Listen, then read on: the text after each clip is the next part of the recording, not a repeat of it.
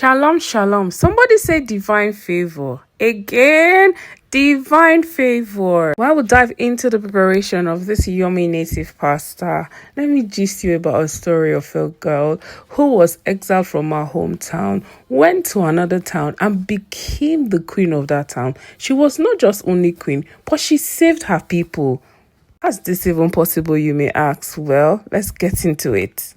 There was a king called King Xerxes. He ruled in 127 provinces from India to Kush. He had a wife called Vashti. One day there was a banquet and he got really drunk and he told his wife to come and show her beauty in front of him and his nobles.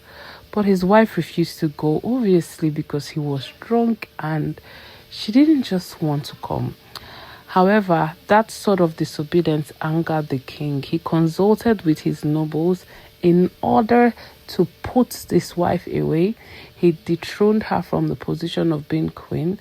And this act of rebellion was announced in all the provinces so that it will not repeat itself again. When the king's anger subsided, he knew that he needed a queen. So he consulted with his nobles again, and they brought different women from all over the province.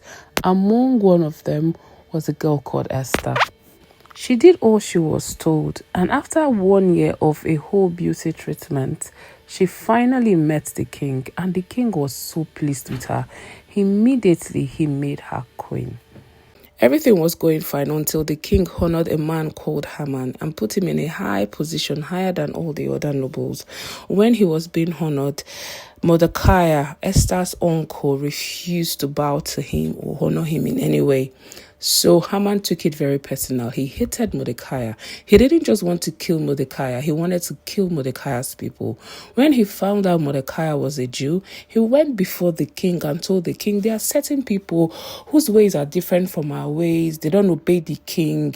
And he was just saying all sorts of things. And he told the king he would like to just kill them and he's willing to pay into the king's treasury. And the king was like, no need, I will put my seal on it. Go and announce in all the provinces what is going to happen. When Mordecai heard, he was upset, he was pained, he cried, he put on sackcloth. The Jews were fasting, he was fasting, and the news went out to Esther.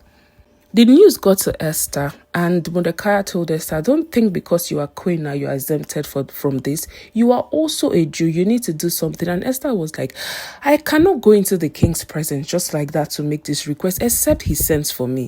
Finally, Esther got the courage. And she was like, I'll go before the king. If I perish, I perish. Like, no turning back, no turning back. She fasted, went before the king. The king saw her and he was pleased. He invited her. Esther demanded for a banquet and she said Haman should come.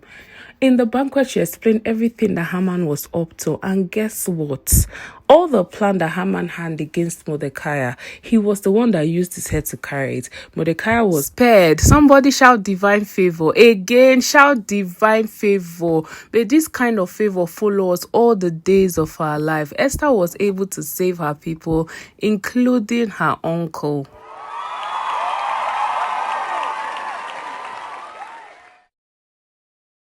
That was not all. Her uncle was also given the office of Haman and was elevated. Divine favor will follow you. Shalom, shalom.